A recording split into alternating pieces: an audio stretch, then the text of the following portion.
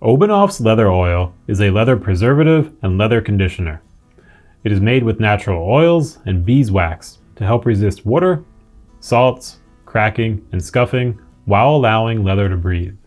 We're going to check out the manufacturer, the product itself, including the ingredients, and then we're going to do a step-by-step application so you can see if it's something you may want to use on your own project. Obenauf's began around 1985 in the garage of its founder, a wildland firefighter. He had noticed the leather protectants he had been using on his boots were resulting in the boots lasting only a fraction of what they used to, likely due to formula changes. He was determined to create a natural formula that would maintain the integrity of the leather fibers while protecting the boots for service. He succeeded, and the line of leather conditioners has grown by the decade. The Obenauf's company is still based in Idaho, specifically Grangeville, Idaho. Let's look at the product itself. This leather oil is primarily formulated for vegetable tanned and oil tanned leathers. The safety data sheet from 2021 does not seem to include anything hazardous. Key ingredients include 2 kinds of beeswax, antibacterial tree resin that is found in beeswax, also called propolis, refined plant oils, and refined animal oils. These are blended into a suspension formula that helps to slowly release the oils into the leather. So let's take a look at applying this step by step in action, and you can see the result. We'll put down our mat here to protect our work surface. And here we have 2 samples. One, the original, and then we'll use this as our test one so we can compare the colors after and get a look. And you can see even before there's some visual differences in the actually surface pieces themselves. So just keep that in mind. We're looking purely at the color and how it changes it. So here is our sample piece. Next, let's read the instructions. Telling us about it, what it does, regular use, shake to stir. All right. Apply in circular motion with convenient applicator or clean cloth. Never saturate leather. Apply at room temperature. Wipe off excess oil. May darken leather. Test first, always a great idea, and then allow 7 to 14 days for true color. All right, so we've got a bunch of cool stuff. Let's open it up and check out what's happening. So there's the oil in there. So what we could use is one of a couple things. They suggested a cloth, which is certainly an option. This is going to be a cotton lint-free cloth. It's also going to be soft, so it won't scratch a leather when we're applying it. We could also use a cosmetic sponge. This is a foam sponge that's very gentle, will absorb some of that oil and also work easily for applying it.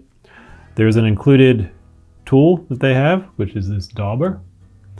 And I'm going to use also a dauber.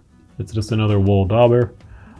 Since it isn't as fully saturated as the one that's in there is, I'm going to use this. So it's really cool that they give you an applicator. You don't see that in a lot of products, so I like that for sure. So here we're going to take our dauber, kind of dip it in, get some oil in there. I'm going to push a little bit off on the sides so we're not saturating it too much. Then we'll come down to our sample and we'll just put it on.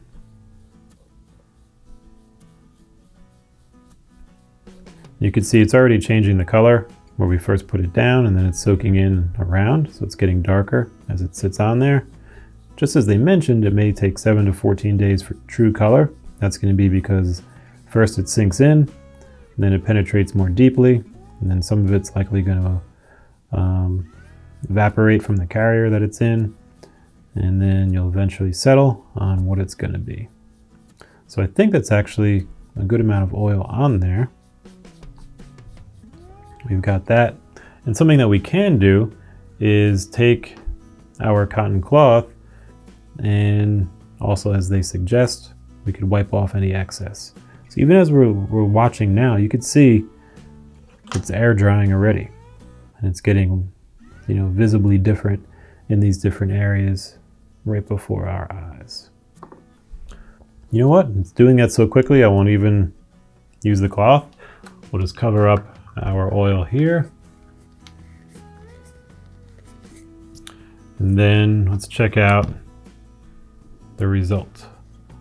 So here it is. With the Obenauf's leather oil applied, it's obviously darker as we would expect. Comparing it to the original, certainly darker, as most any conditioner is going to be immediately once it's applied. So what's going to matter is how does it look over time? And they mentioned again that 7 to 14 days. So here is a dry piece. It's been dry for a few days.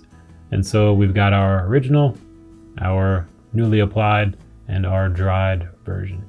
So if we take this one out from the middle, we look basically at the before and after, it's going to look very similar. And it's going to be great for the actual color changingness of it. And I think these two pieces may be slightly different of the original leather they were cut from. So there's going to be some surface differences. The main key to look for is that this is not that dark. Some conditioners will darken a lot. So this is pretty good after a couple days of dry time. It's not going to be much darker than it originally was. So overall, it looks pretty solid. If you like the natural elements of the ingredients, that can be a great asset.